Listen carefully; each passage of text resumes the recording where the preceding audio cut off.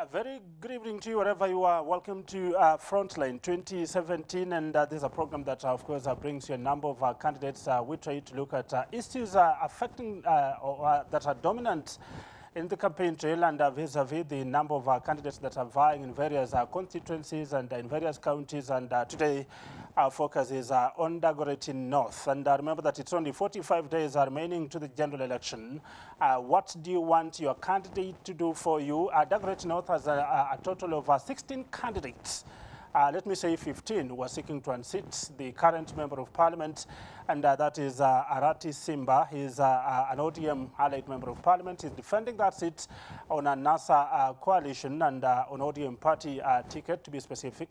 Mheshimiwa Arati Simba, welcome to the program. And I can see he's already preparing for, is it Idul Adha or Idul Fitr, whatever our Muslim brothers call it. We wish you well wherever you are. And also joining us in studio this evening is none other than Alexander Hoops. I love the name Hoops. Alexander, welcome to the program. Thank you. This gentleman wants to unseat Arati Simba among the other contestants in Dagoretti North. Is vying on People's Empowerment Party, PEP. And lastly, in studio with us is none other than Mule Musau, is the national coordinator of the elections observations group, that is ILOG, and he will be coming as a neutral voice. He needs to check on these two gentlemen. Karibu sana to the program, Mule. And of course, the Jubilee Party candidate, that's Beatrice Elachi, had promised to be here with us, but if she comes, it will always be a pleasure to host her. Should she not come, we already have the two contestants, and we'll be willing to engage them. Remember that we are coming to you live on KBC Channel 1, on Y254, and as well, we are coming to you live on Radio Taifa, that is KBC Radio Taifa.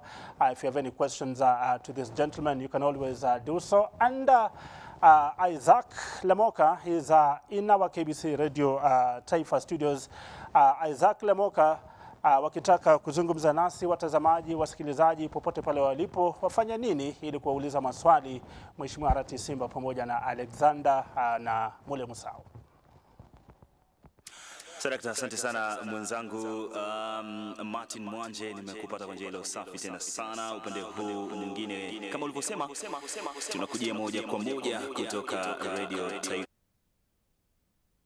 Kama bado unataka kuzungumza na sisi, itakuwa vyema kwako basi kuweza kutupigia simu nambari 0700176699, alafu baadaye pia tutakuwa tunasema na wewe kupitia 0732745111. Kwenye mitandao ya kijamii bila shaka ni Facebook, KBC Radio Taifa, na pia KBC Channel 1, na pia @ilemoka na @mato bahati, ndio mtandao wa Twitter ambao tunaweza kutumia. Lakini kwa sasa ni maswali mengi tu ambayo tutakuwepo tunajadili leo hii kuhusiana na usalama, kuhusiana na masuala ya uchumi katika eneo hilo la Dagoretti North, na hali kadhalika jinsi gani maji na ukosefu wa maji, hali kadhalika pia jinsi gani taka zitaweza kudhibitiwa katika eneo hilo. Lakini kwa sasa wacha nisibishe moja kwa moja katika mdahalo mkuu ambapo mwenzangu Martin Mwanje akita kambi na wale ambao wanawania uchaguzi mkuu mwaka 2017 katika eneo hilo la Dagoretti. Kwako Martin Mwanje. Thank you Isaac Lemoka. Bila shaka tutakuwa tunarekebisha hapo mitambo ili kuhakikisha kwamba unakuja kwa njia iliyo mufti zaidi. Lakini alivyosema, kama una swali lolote kuhusiana na kipindi hiki, 22162 ndio nambari yetu ya simu, ama arafa 22162 ndio nambari yetu ya arafa, and then you can as well get in touch with us via @KBC Channel 1, that's our Twitter handle, @Marto Bahati, that's our my Twitter handle, and of course Isaac Lemoka, and we'll be more than glad to sample some of those comments as we continue with this discussion. In the meantime, let's begin this straight away. Mheshimiwa Arati Simba, why should the people of Dagoretti North re-elect you? You are facing what some call a titanic battle. 15 contestants, among them Alexander Hoops. Just want to point out, in the first instance that the incumbent, yes. But there are few things that we've done in the constituency by the mandate that we're given by the Constitution and the people themselves. What happens is that what we started 2013, we are yet, of course, to accomplish. Though we have accomplished a number of those projects that we had started. The Great North has to be on a different level in terms of development, in terms of representation. Given that there is, yes, there is some allocation we have gotten from the government in terms of CDF for purpose of, development. That is from education, security. Basically, that's where our money of CDF is directly channeled. There is no another thing that you can do outside that box. Otherwise, it will be an abuse of office if you divert those money to elsewhere. But so far, so good. Of course, I know I've done my best in terms of a number of the projects we have brought on board. And I want particularly to say the youth factor, that I have been able to, to unleash, to uncover the potential which is in the youth's fraternity in my constituency, which I'm proud of at the moment. So for you, the question of youth comes in. We'll be, of course, interrogating some of those issues. Alexander, it's not the first time you're seeking to, oust the current Dagoretti North Member of Parliament, Arati Simba, who's here. I want to believe in 2013 you are also among the people who are seeking to be elected. Why do you think that this time round you have the muscle to try and oust Arati Simba? Thank you very much. First of all, I should be able to say that the people have the mandate, the people have the feelings, the people have the, the measuring bar, and the people have, they know what they want. And this is how some of us are brought in to respond to their needs. What are some of these needs? If I may say, the Dagoretti North constituency is made out of 5 wards. That is Kilimani Ward, Kilelesha Ward, Kabiro Ward, Katina Ward, and Kabangware Ward. If you look at them from even where we are seated, 70%, or rather 60% is a slum. That is an expression of poverty. That's an expression that tells you something, that these people are struggling. So do you think Arati has performed? I wanted Mheshimiwa, who is my friend, to be very specific and say what is it that he has done where. Because life is properly defined. If we are talking about water, those very poor people are buying water up to 10 shillings.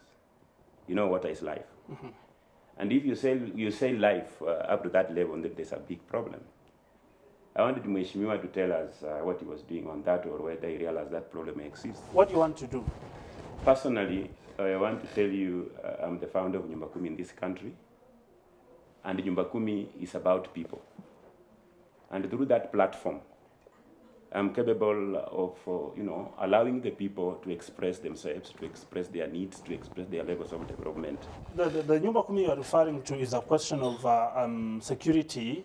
You did cite the question of water, and yes. You talked of 10 shillings per this is a 20 liter jerrycan. Yeah. Mm-hmm. So how do you solve that? As an MP, if you are elected. Yes, the issue of water in Dagoretti North, through the platform of Nyumba Kumi, what we want to do is to work with the water suppliers, because I can tell you for free that water costs 2 shillings from Kenya Water Company. We want to relate the source, which is water company, and then the people, and see whether it is really right for them to buy water at 10 shillings. I believe there is something wrong. Mm-hmm. Yeah. I'll come back to the question because you're yet to articulate that particular matter very clearly. Yeah. Mule, if you listen to contestants like Alexander Hoops and Arati Simba, some of the issues they paint while on campaign trail seem to be so rosy, but those who talk about implementing them seems to be a nightmare. Are they just in this to appeal to the masses, but the practicality of it seems to be another question? I think the idea of elections is conceptualized on the basis that we are going to elect leaders. Constituents are going to elect a representative who articulates the issues that they would want to see done. We have a government. Not everybody can go and sit in the government offices. We have authorities who are in charge of resources. So you want to look for a representative who can be able to articulate those issues and engineer those issues, process those issues on behalf of the constituents. So the way that is done is that we conduct elections where Arati and Alexander come to a platform where they try to sell each of them, they sell their agenda to the people, for instance, in this case in Dagoretti, and tell them this is how these are the issues that we think we understand from you, and if you elect me, therefore, I will be able to represent the same issues to the other authorities through Parliament, of course, and also to ensure that the government can be able to articulate the same issues or ensure that the services are provided thereafter. So they will sell their manifestos, and then at the other side of it, once the elections are conducted, once the process of electing the respective leaders is done, then now the expectation moves to the other side, that now we elected you on the basis of this particular platform. Please assist us in the delivery of those issues, because of the reason why that person was elected. So Arati, for instance, he went around the campaign trail in 2012, 2013, and he convinced the members of, or the people of Dagoretti to elect him on a particular platform. So now the question over the 5 years, and why we do elections after 5 years, is that do the people feel that the issues that he so articulated in his campaign he was able to accomplish? And that becomes now the statement that they will make in that ballot. So if there's also another contestant who offers another range of opportunities or a contesting manifesto to what Arati has given, then that person is unamweka kwa debe, so that at the end of the day you make those judgments. So if the people at the end of the day in Dagoretti say we think Simba Arati needs to continue, they'll have made their decision, and they should have assessed that track record. And that if they want a new person to come in, then they should be able to say, even if we don't want to elect Arati, do we think Alexander Hoops is the right person to be able to articulate those issues in that coming election cycle? So in my view, that is where the story is supposed to be. Now the question is whether constituents or Kenyans actually elect on the basis of that. So that becomes a matter of a point of discussion and argument. And we're going to talk about that point of discussion. That's because of that's key in terms of issues versus other factors like ethnicity, which is so dominant in Dagoretti North. We'll be talking about that. But Mheshimiwa Simba, Alexander here raises another issue that you are yet to articulate for the last 4 years.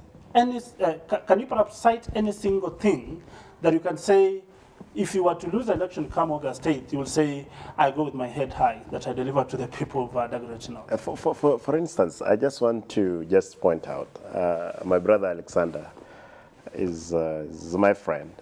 He fits well in the county assembly. No, he can't. No, because why do you say that? I'm saying this because what he wants to tell us is that he is going to provide water. Whose responsibility? You know, the law is clear. Who is supposed to make sure water is available? Water, the Nairobi Water and Sewerage Company is a company directly owned by the Nairobi County government.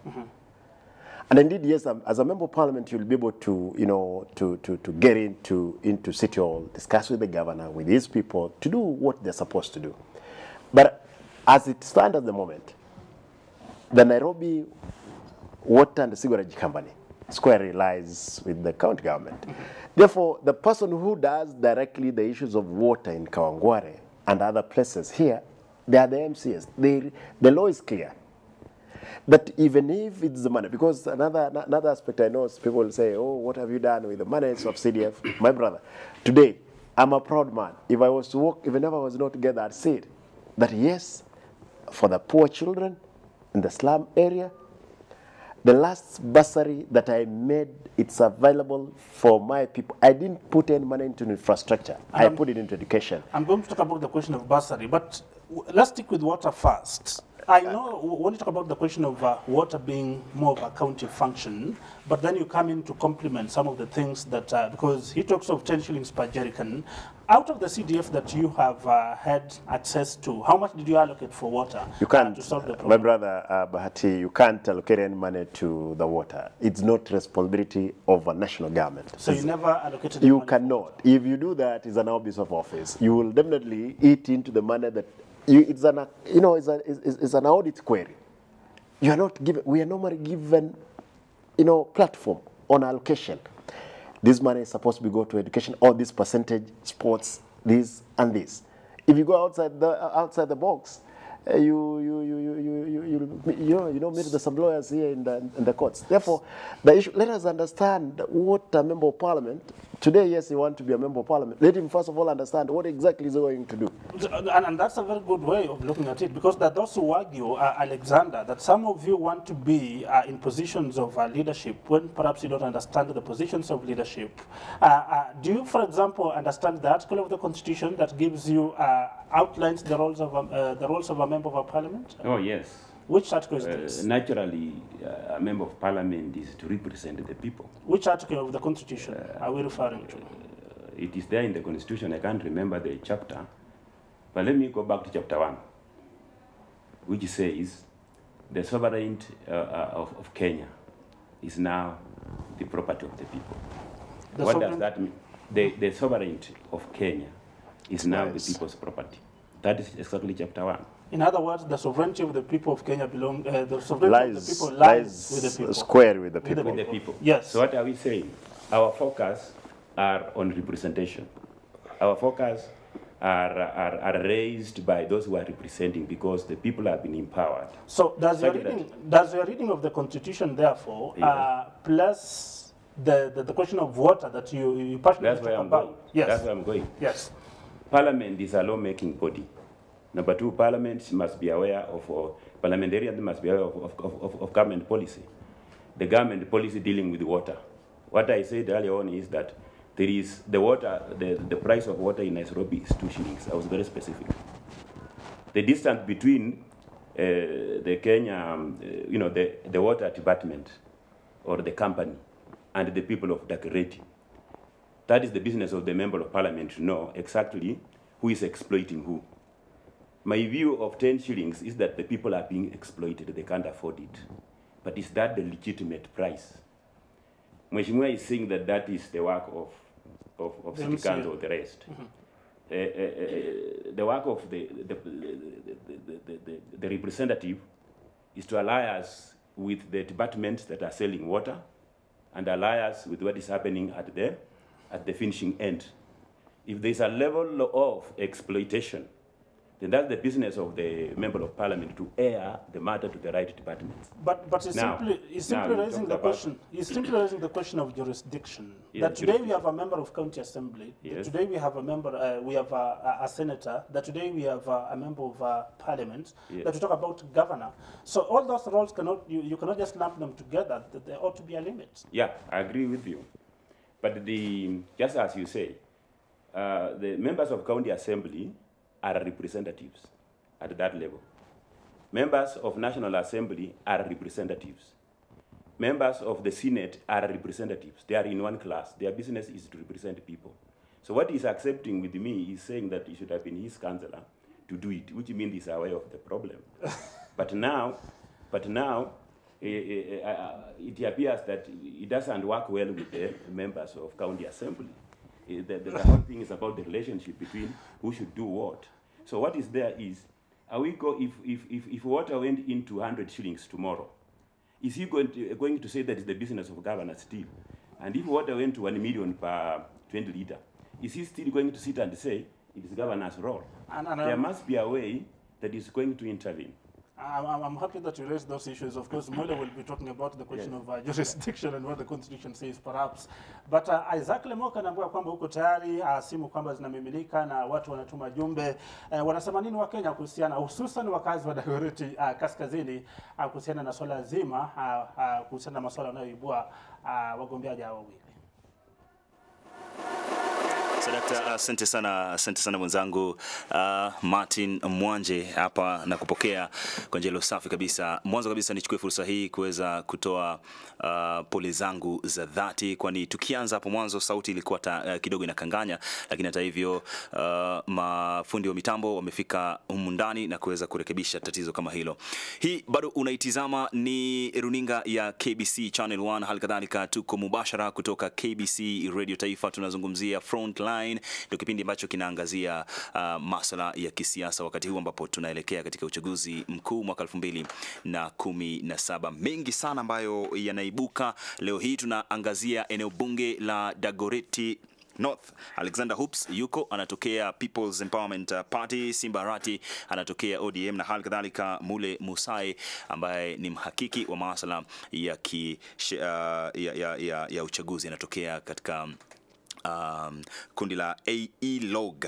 Na kama ulivyosema Martin Mwanje, mengi sana ambayo wengi wa wakazi wa Dagoretti North ungependa kuyafahamu washa yatupa katika rafa fupi kupitia 22162. Unatanguliza neno Frontline ama KBC ama Radio Taifa pia, na tunaweza kupata hashtag yetu kwenye mitandao ya kijamii Facebook na Twitter ni hashtag Frontline. Alafu pia kama ungependa kuzungumza moja kwa moja na kutupatia maswali yako na kuzungumza mubashara na waheshimiwa pia 0700176699 ndo namba ya studio, tunawasiliana moja kwa moja. Lakini baadhi ya wale ambao tayari naona washaanza kutuma maswali yao, mengi sana yanahusiana na jinsi gani waheshimiwa wanajitolea kuweza kuona kwamba wakazi wa eneo hilo la Dagoretti North wanajiinua kiuchumi. Na mmoja hapa anasema kulikuwepo na moja kati ya mashindano yaliyoandaliwa na mbunge wa eneo hilo, si mwingine bali ni Simba Arati, kuhusiana na kata sukuma competition ambayo ilikuwa imekwenda katika baadhi ya wakazi huko, na mshindi kuweza kuibukia kidedea na takriban shilingi 25,000. Na mmoja hapa anaitwa Dennis Makori anauliza ni jinsi gani, kwa nini sukuma wiki ilikuwa kwa nini sukuma wiki, na ni kipi ambacho anachokifanya Simba Arati kuona kwamba biashara ndogo ndogo zinaweza kuongezwa na kuwasaidia wenyeji. Na pia kwa wale ambao wako studioni anauliza ni jinsi gani wataweza kushughulikia na kuangazia swala la biashara ndogo ndogo. Alafu kuna mmoja hapa pia ameuliza kuhusiana na ukosefu wa maji katika eneo hilo. Anasema what is the progress on the plan to zone Kawangware? Wewe pia unaweza kuzungumza na sisi moja kwa moja kupitia hiyo mitandao ya kijamii Facebook na Twitter @KBC Channel 1, @ilemoka, @mato bahati na @KBC Radio Taifa. Alafu pia kwenye simu ni 0700176699. Naona zinawaka sana hapa, zinawaka line za simu sana, lakini sitachukua line hii kwa sasa, bali tutaweza kurejelea yale ambayo wanasema kwenye mitandao ya kijamii. Mmoja hapa anasema wacha tuzungumzie maswala ya usalama katika eneo la Dagoretti North. Kwa hakika ni swala sugu sana ambalo limekuwa likiwasumbua hususan vijana wa mambo kama hayo. Na anasema vipi, huku kukiwa kumezidi swala la uhalifu hususan katika maeneo ya Kawangware, ni yapi ambayo watafanya kuhusiana na hilo na kuhakikisha kwamba usalama katika eneo la Kawangware unazidi kupatiwa kipaumbele, anawauliza. Alafu pia mtafanya nini kuona kwamba swala la vijana kuweza kuzagaa na kutapakaa mitaani bila kuwa na kazi wanashughulikiwa na vijana hao watafanyiwa kivipi? Na pia kuna tatizo la utumiaji wa mihadarati, hali kadhalika ukahaba katika baadhi ya maeneo ya mabanda itakuwa vipi? Ni moja ama baadhi tu ya masuala ambayo kiuhakika naona wengi sana wanayazungumzia. Kumbuka 0700176699. Nitakuwa nachukua simu zako na tunazungumza moja kwa moja mubashara, na wewe pia unaweza kuwauliza waheshimiwa ambao wako ndani ya studio. Sio wengine bali ni Alexander Hoops, Simba Arati, alikadhalika Mule Musai. Mule Musai sio mwaniaji, lakini yeye ni mhakiki tu wa masuala ya uchaguzi. Tulikuwa tunamtarajia Elachi, lakini hajafika. Pia tutaweza kujaribu kuona kama tunaweza kumpata kwenye njia ya simu, lakini kwa sasa tunakwenda kwenye mapumziko mafupi. Mapumziko mafupi sana, wewe usiende mbali, tunarejea.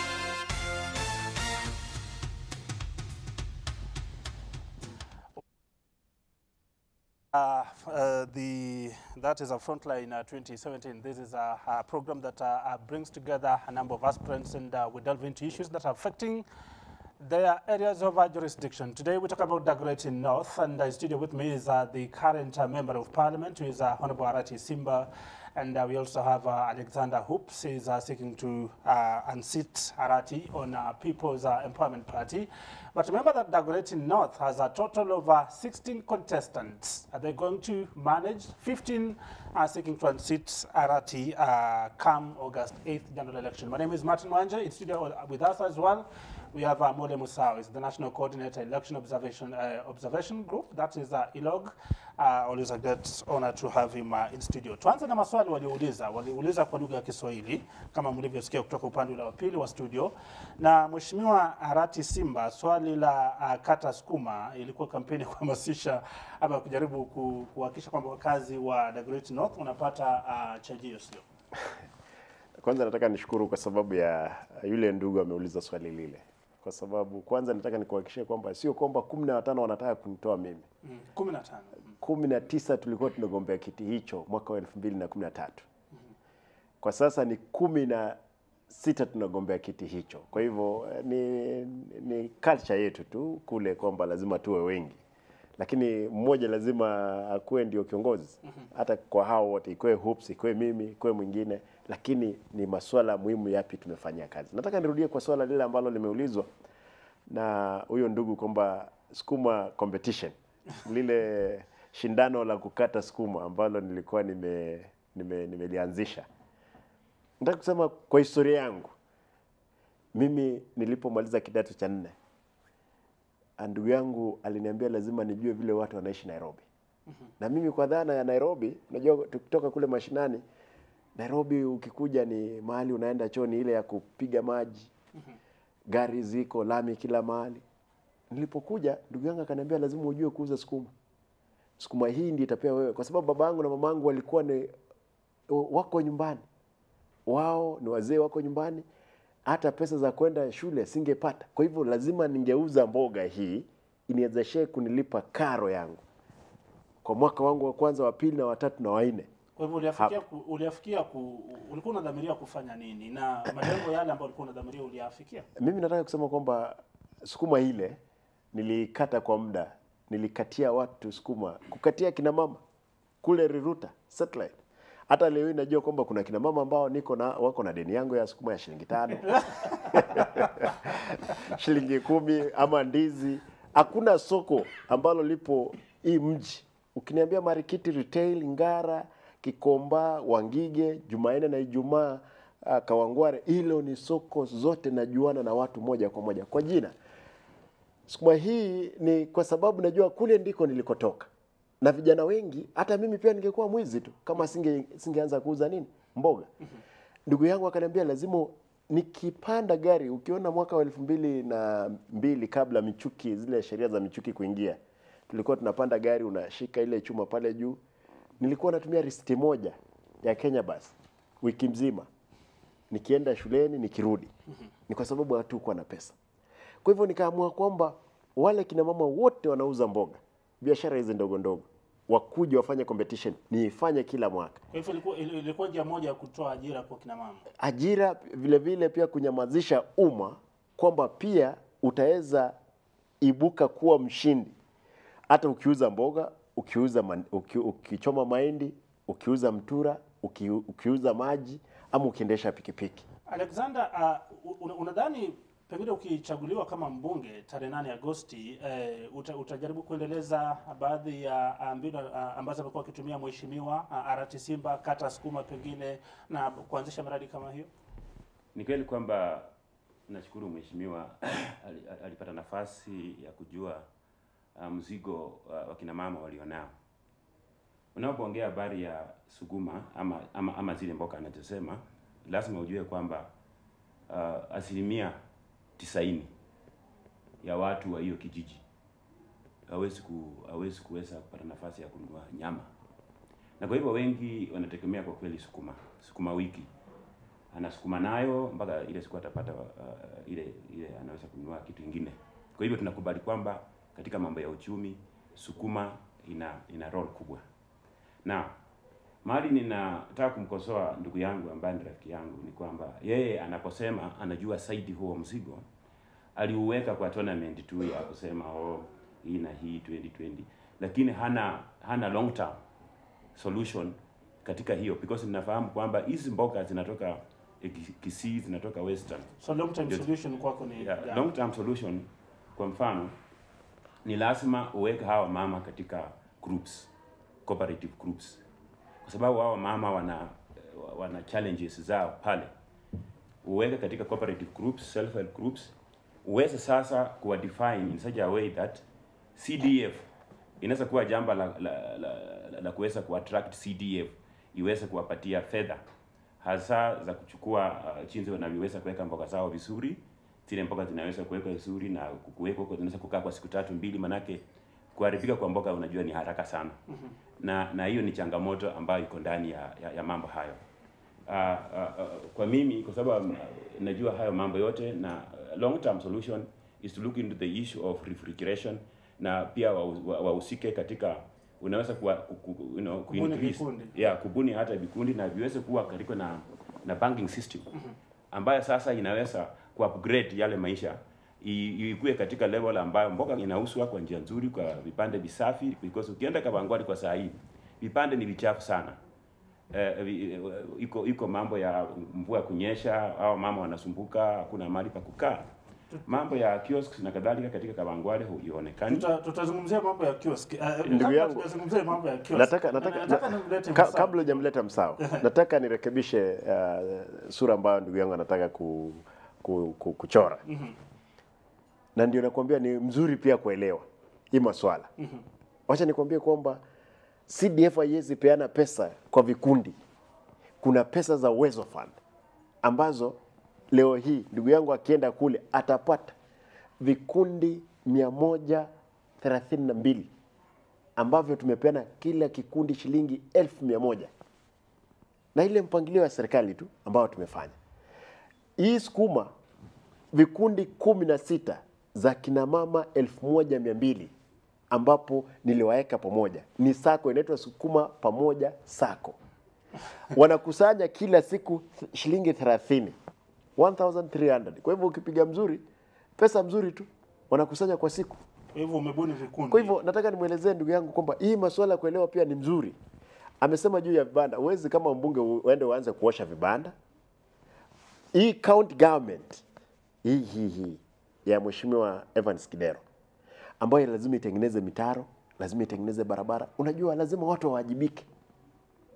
Kwa hivyo kuna swala la utofauti, hususan ni masuala gani ama ni majukumu gani anayopaswa kufanya mbunge, pengine mwakilishi wa wodi, MCA, pengine seneta, kwa sababu kidogo wanatofautiana. Maji anasema Arati hilo si swala langu mimi kushughulikia. Alexander anasema ni mbunge na anafaa kuchapa kazi kuhusiana na swala hili. Vibanda anasema hiyo si kazi yangu. Alexander anasema hiyo ni kazi ya mbunge. Kwa hivyo ni tunabainisha mbivu na mbichi kufikia hapo. Okay, this is a very interesting debate. We have members of parliament, wabunge, the ones who have a responsibility, the major responsibility, two major functions, representation of the people and the making of laws. Major roles that they are supposed to be, and they are national in stature. Tulileta ugatuzi for one reason. We wanted the services to go closer to the people.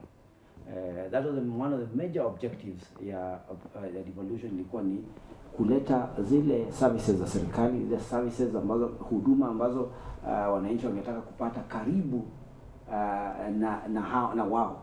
And that's why we came up with the county government structure, where we have the governor, who has a lot of resources which have been given to him, and you also have the MCAs, again, representing their respective wards. So in respect to representation, my understanding is that there is a representation at the county level, at the closer level, and there is a representation at the constituency level. Now there are issues which are taken to Parliament, where we are talking about the budgets which they are accessing. In my understanding, is the national budget. Looking at the national budget. But then you also have the county government, and one of the things that we were saying is that we never wanted, one of the things that we were saying, even from a civil society point of view, we did not want members of parliament to even control CDF, because we thought there was duplication in terms of the resource allocation.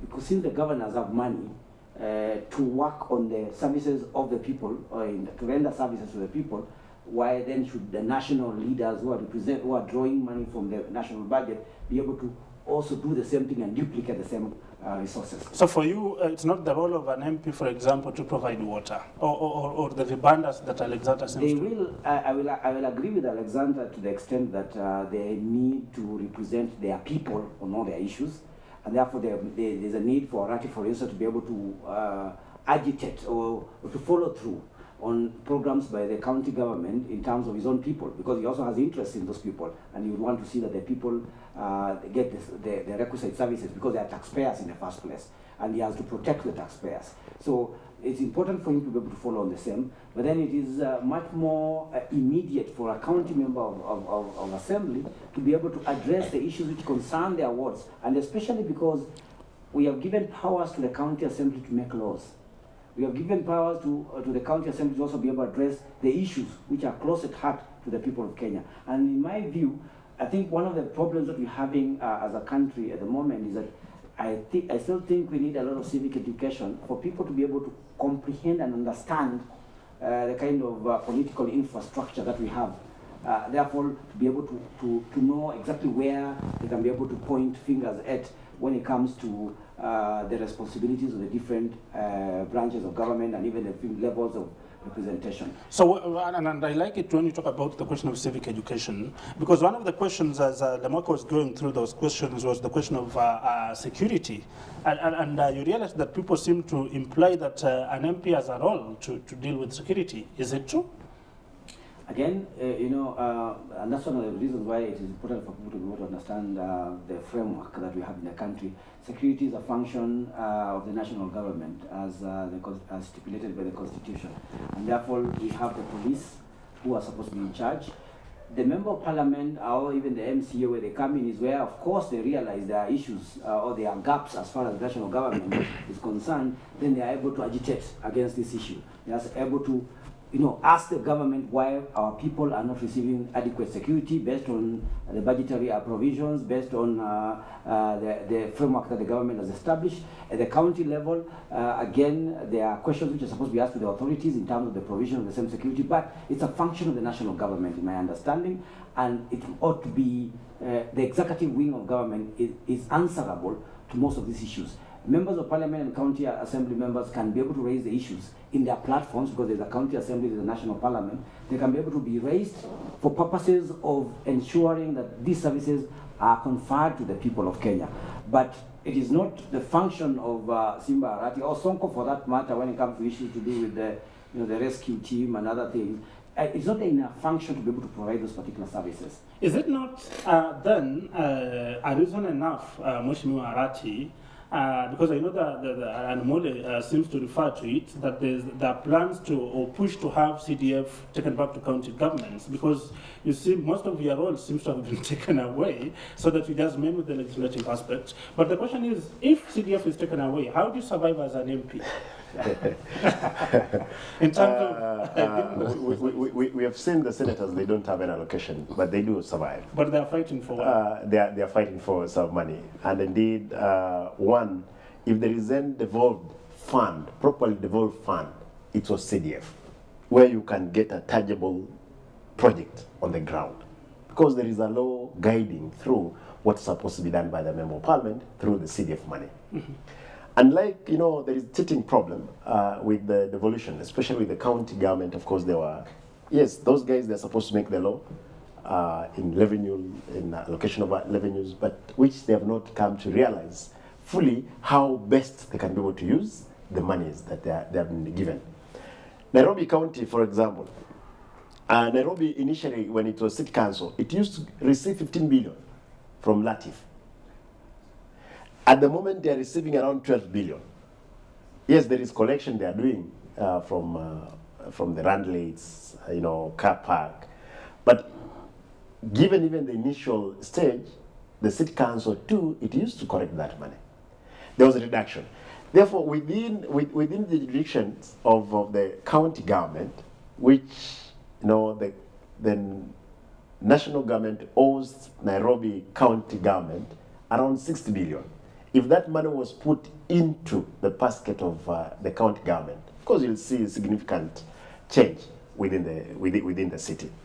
Notwithstanding all those points that my brother Mule has just pointed out, I want just to point out that yes, it's the responsibility of a Member of Parliament to consult with the security agents.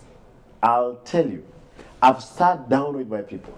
The boys who commit crime along Lavington, Kilimani, you may be staying there. Even the people of Kang have an issue. Yeah, even those ones outside the constituents.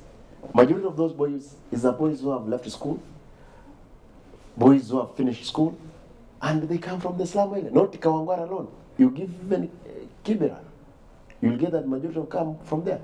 And they are young people of age of 16 to 24.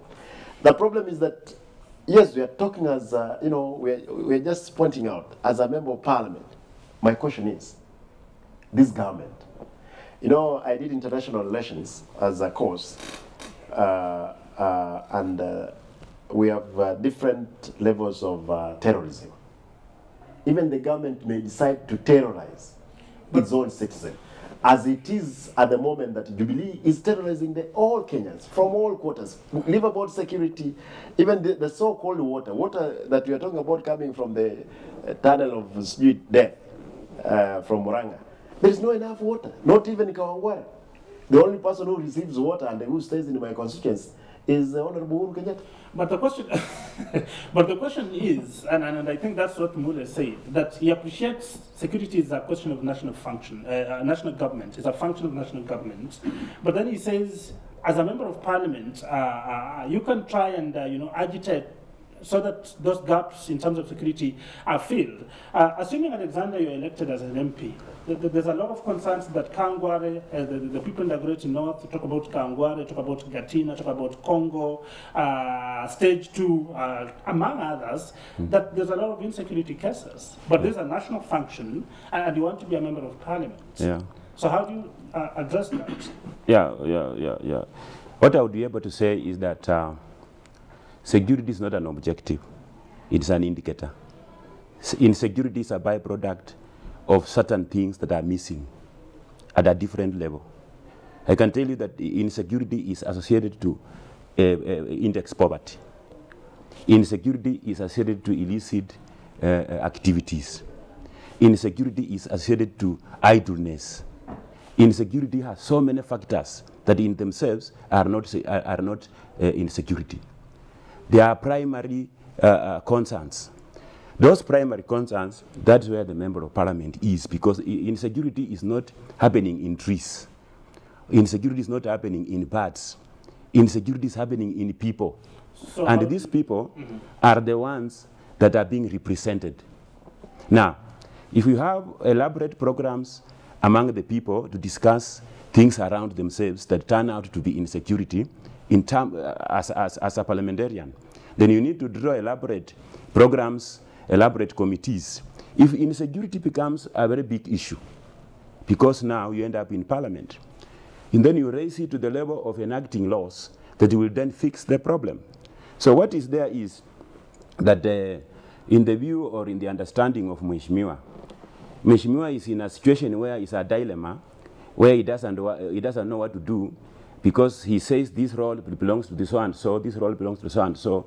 This role, at the end of the day, Mheshimiwa looks like doing nothing. And I'll be asking a question, because that seems to be coming up. You'll have to... Because what I was saying,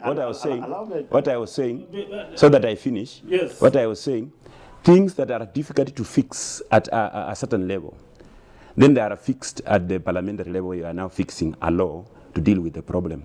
But Mheshimiwa could have said that I tried to raise laws that would deal with those things for the last 4 years or 5 years.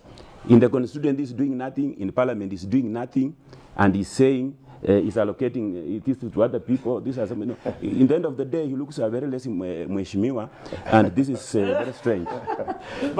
Allow me to say this. Yes. My brother here, Hoops, seems not to understand anything completely, because what happens is laws, they are there. It's not that there is no law. Even if we gave him another term that you present the people of Dagoretti, there is no law that you will come with the new laws. There are laws. But you seem to ask the question that when you talk about water, yes. There is nothing. I'm not saying that I'm running from that responsibility. That's what seems to be saying, and perhaps it's coming out, that when you talk about water, you said that's not a function of member of parliament. You talk about security, you said it's not your function. No. You talk about... You need to get it very clear. I said there are two functions that the member of parliament carries out. If you remember well, what did I say? I said education and security. Therefore, you can't turn around and say, including the money that we have been given for CDF, is that infrastructure in terms of security. You will definitely understand that it is the member of parliament who takes responsibility of that. Police stations, chiefs camps, which I've done. I think. Therefore, the issue of saying that I've turned around to say there is nothing, when I'm very hard working member of parliament, and I want to point out. Just a minute. Okay. And I want to point out that indeed, you asked him if he was to be a member of parliament, what would he do? I want to tell you, he doesn't have anything. My brother, those young boys, to a number of 163 boys I have that I've actually put them down in terms of, I know these are, in Kawangware, by the way, for information, I have the people who call themselves Kibaridi. Those are pickpocketers. There is Wangeta. There is those ones who are storekeepers of guns. There are those ones who steal from M-Pesa. There are those ones, their work is only raping. Have you done and anything? All these boys, I have sat down. I can tell you, I have put my own money, because CDF is a dream that you'll pick money and put into groups. My own money, through other sources, I've empowered these young men. Today, if there was 2013, since 2013, from 2012 to 2013, 14, we had lost 43 boys, young boys. Today, only you can count incidents. How many? That happen. How many? Very few. Very few. We need to cross over to exactly Moka. Na exactly Moka najua kwamba kuna simu na kuna wakazi hususan wa Dagoretti kaskazini wanaotaka kuzungumzia swala hili. Pengine tuwape nafasi waulize maswali na wajibiwe. Sadakta, asante sana mwenzangu Martin Mwanje, na pole tena kwa hitilafu hilo la sauti, lakini hata hivyo tuko ange kabisa kuweza kukuletea na kukuandalia jinsi mambo yalivyo ndani ya studio, na leo hii tutazungumza na baadhi ya wakazi wa eneo la Dagoretti North kwenye nambari za simu kupitia 0700176699. Wengi sana hapa kwenye mitandao ya kijamii pia wamejitosa na kuweza kuuliza maswali, lakini kwa sasa nitachukua simu mbili hivi. Mmoja nitazungumza naye ni Dominic, anatoka Kawangware, na alikuwa na swali moja kwa mheshimiwa. Dominic, kama unanisikiliza, jina langu ni Dominic, napiga kutoka Kawangware. Yes, Dominic, mambo vipi? Mambo poa. Sasa mimi ningependa kuuliza mheshimiwa rais. Hii mambo kuna jamaa mwingine pia yasimama yaitwa Shibwa. Alikuwa anajaribu kutengeneza barabara, alafu yeye akatumia majambazi hapo. Hata ningependa kumuuliza sasa maendeleo yataendeleaje kama mtu mmoja hataki watu wengine pia waoneshe yale mambo wanaweza fanya. Waelewa? Aliwatumia majambazi lini? Like karibu wiki ama kuna huko ukienda Kawangware kuna hiyo barabara bado inatengenezwa, na inasemekana ni yule jamaa aitwa Shilibo ndio anatengeneza. So kuna siku mpaka polisi walikuja wakatupa vitoa machozi. Sasa tunashangaa kwa nini mtu mmoja mbona hataki maendeleo katika constituency haieleweki kabisa. Haya, asante sana. Umesema unaitwa nani? Naitwa Dominic. Asante sana Dominic kutoka na mheshimiwa, umesikiliza hiyo Dominic huyo kutoka Kawangware, na mmoja hapa pia madai makubwa sana, anasema kwamba wewe na watu wako unatumana watu waweze kuharibu miradi ambayo mwenzako anajaribu kufanya. Sijui madai hayo kama ni ya ukweli, lakini utaweza kutupatia mawili matatu kuhusiana na hilo. Na pia na mmoja hapa anaitwa Eriko, anatokea wapi? Kamadha. Nazungumza na Eriko. Eriko, unapiga simu kutoka wapi? Niko hapa Kamiza. Una swali lolote kwa wagombea viti vya ubunge huko Dagoretti? Niko na swali kwa mheshimiwa Rati. Namuuliza hapa Amboseli, barabara ya kuingia Kamiza. Hii barabara haijatengenezwa muda mrefu, na mvua ikinyesha inatupatia matatizo mengi sana. During nini yake amefanya nini kuona hiyo barabara imetengenezwa? Bila shaka mheshimiwa, umesikia hiyo. Basi ni maswali mawili kwako, hususan kwa mheshimiwa Simba Arati. Mwanzo kabisa yake Dominic, na swali la pili ni lake Eric kuhusiana na barabara ya Kamitha, na swala lililozungumziwa hapa linakuhusu sana kwamba wewe unatuma watu wako kwenda kuleta hali ya sintofahamu na hali ya utata na hali ya kutokuwa na nidhamu kabisa, kusambaratisha miradi ya maendeleo ambayo wanasema mwenyewe Dominic kwamba yanaangaziwa na mpinzani wako. Sijui kama madai hayo ni ya kweli, lakini tungependa sana kusikia kutoka kwako. Lakini hata hivyo, kwa sasa twende kwenye mapumziko mafupi sana. Wewe zidi kutufollow kwenye mitandao ya kijamii Facebook na Twitter @Marto Bahati na @ilemoka na vilevile @KBC Channel 1. Usiende mbali.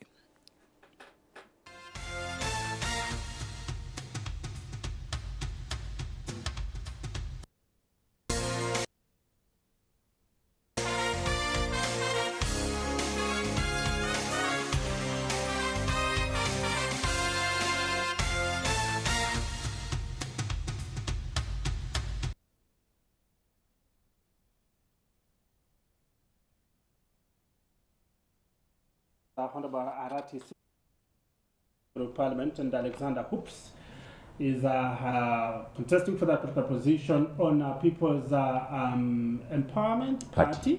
That's PEP, and then sitting with us as well is Mule Musau, who is the National Coordinator, Election Observations Group, that is ELOG. And kabla hatujaenda mapumzikoni, mheshimiwa, maswali mawili kuhusiana na kampeni, na tumeona vurugu kwenye kampeni.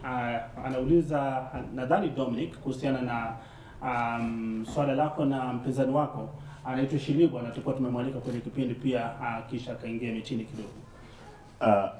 Kwanza nataka nikuulize ndugu yangu, siku nyingine uliza watu wakuje watuambie agenda walionayo. Na tutawaita hapa. Biashara ya kusema kwamba kama Elachi unasema kwamba ati alikuwa Karen, tumekuwa naye Kaongwa. Kwa hivyo hiyo biashara kusema kwamba wacha aseme kwamba kama wametoroka, wakuje waelezee wana Dagoretti wanataka nini. Ndugu yangu, nataka kwamba ndugu Shiribu akuje aketi hapa, tuulizane maswali, aelezee wananchi watukufu ni nini wanaenda kuwafanyia. Kwa hivyo, kwa sababu hakuna, nataka nikwambie sababu kubwa. Ndugu yangu ameuliza hapa kwamba kulikuwa na furugu kule mwisho wa 46 wakati barabara inajengwa. Kutoka lini mwananchi akatengeneza barabara? Kutoka lini? Alikuwa anasema Shiribu ndiye alikuwa anafadhili. Kutoka lini? Unafadhili kama we nani? Wacha nikwambie sasa ndugu yangu. Inaonekana ana fedha. Fedha? Unajua kwamba kukata barabara hii mji utakamatwa na City Council kwa sababu ya zile sheria bylaws ziko kwa lazima apply, upewe license ya kutengeneza, engineer asimamie. Unaona? Pia uwezi simama uongojee kwamba barabara itengenezwe hapo kwamba hakuna solution, kutaka kule kuleta furugu wewe mwenyewe. Na nataka kusema mimi hakuna furugu, si kutuma mtu hata mmoja. Nasikia unajua kule mtaani kumetokea kwamba ukitokea watu wataweza, kama jezi zangu, shati zangu ziko nyingi sana kila mahali. Watu watajitokeza tu wakupigie makofi, kama unaweza toa kitu utoe watu wakule. Kwa hivyo furugu ikitokea kwa shughuli kama hiyo, inasemekana mheshimiwa amefanya nini? Ametoa. Barabara hiyo vile tunavyoongea saa hizi, yule mtu anaitengeneza inaitwa shirika la Kura. Kura linatengeneza pale junction pale James Gishuru, linatengeneza kule. Hiyo karavati waliweka hapo. Kura imekuja imeng'oa kwa sababu haikutengenezwa. Ni ile tu katika ile cosmetic kwa hype hisia za watu na kutaka kuharibu watu kiroto. Nataka kusema sikusika moja kwa moja kwa shughuli kwa sababu kama umekuja na uko na uwezo, mimi furaha yangu ni kuambia watengeneza. Wananchi wafanye nini? Wafurahie. Siwezi kuwa mtu wa kwanza kupinga mradi wowote. Ikiwa kwamba ni mpinzani wangu, wacha nikwambie tena. Huyu ndugu yangu ambaye anaitwa Shiribu, mimi hatujakutana naye. Sina beef na yeye kabisa. Kwa hivyo nataka niwaambie kwamba najua mbinu walionayo Shiribu na mheshimiwa Elachi, kwamba lazima fujo itokee. Simba asimamishwe kutosimama kama mbunge, akwe bad na shirika la IBC. Lakini nakwambia mimi, kama kuna mtu mweupe kama nguo yangu hii, ni mimi. Na akili yangu iko timamu kwamba kwa miaka 5 wananchi watukufu wa Dagoretti North, hakuna mtu ashaichokoza mtu, ashaipiga mtu. Hata wale ambao wananitusi wote ni watu wangu. Asante hilo njia ya Kamidha. Nataka niongee njia ya Kamidha. Kamidha, nataka nielezee yule ndugu yangu kwamba Kamidha mimi ndio nimeifungua hizo barabara kutumia pesa za kera milioni 16 ambao tulikuwa nayo, tukahakisha kwamba tumezifungua, tumeweka maram. Sasa hizi kuna barabara nyingi zinapitika. Kwa zile pesa za kera, ingawaje si usiki moja kwa moja, kera ndiyo inalipa, inauliza mheshimiwa tufanye nini? Na waelezea kwamba tengeneza barabara hizi. Katengeneza ya Kongo Naivasha Road, hiyo ya 48. Kwa hivyo umeeleza masuala muhimu. Dominic, popote pale ulipo, naamini kwamba umejibiwa na umeridhika popote pale ulipo. In 10 seconds, Mule, we need to bring this to an end. As we close this, what should we look forward to 45 days remaining to the general election? I think it's a question of trying to get everything in place right now. We know there are a number of issues which are still being contested, like for instance the issue of the ballot tendering process by IBC. My hope is that we can be able to find a solution, because I know the court, in my view, I don't think the court is going to be the way, because we're going to be delaying a lot of the processes. And we also need to test the systems. That is, remember, we have the electronic systems which need to be tested. We need to finalize on the register. We need to train, or IBC needs to train its officers on the ground. So we have quite a number of things which needs to be done, and we need all of us to concentrate on the effort of trying to ensure that we are all ready for the 2017 general elections. Alexander, your final remarks? Yeah, my final remarks are that we need to disperse violent structures from the constituency, because 70% of participants are women with the children, and they need a peaceful enabling environment for them to participate. And of course, use their right to vote people. I am asking those, my colleagues, who are using violent tactics, using stones. The other day I had a small child who was hit by a stone, and that is very bad. So yours is a call for peace? Mine is a call for peace. Just to finish, for those of us who know we have the numbers, we have nothing to struggle. We need really to organize those numbers to vote. Thank you, thank you. Yeah. Well said. Mheshimiwa Simba in 10 seconds. I want to follow up on what Hoops has said. We would want to have a peaceful election and campaign period. But I want to point out that nobody who owns monopoly of thuggery, and we will stop it by all means. If you try to stone people, you want to maim people simply because you have been sent to cause chaos, we won't allow it. And we are urging all the people in the constituency to be peaceful. Allow, be it Jubilee, be it NASA, let people do what? Campaign. Let them sell their manifesto so that we can have a credible, of course, a peaceful period of campaigning. But two, I want to urge all the Dagoretti North members that come 8th August, please vote for NASA.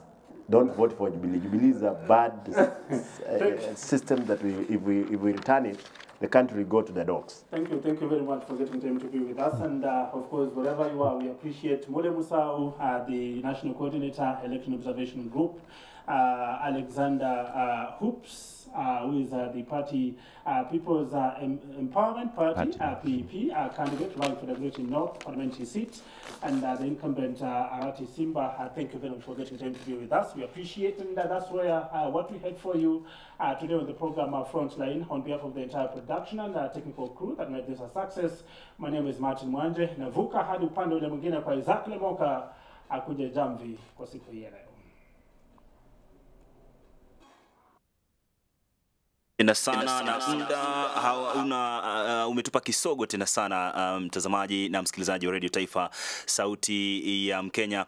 Ni fahari yetu siku zote kuweza kujumuika na wewe katika mahojiano ya moja kwa moja. Kila siku ya Friday tutakuwa tunakuandalia wageni wateule na viongozi ambao wewe mwenyewe wanataka uwapatie kura ifikapo mwezi wa 8. Lakini hata hivyo hatuna muda. Jiunge nasi siku ya Tuesday, siku ya Friday, hali kadhalika siku ya Sunday, muda na wasaa kama wa leo. Maswali mengi sana wameuliza wakazi wa Dagoretti, na moja kati ya maswali ambayo yamenigusa lazima bado unanisikia.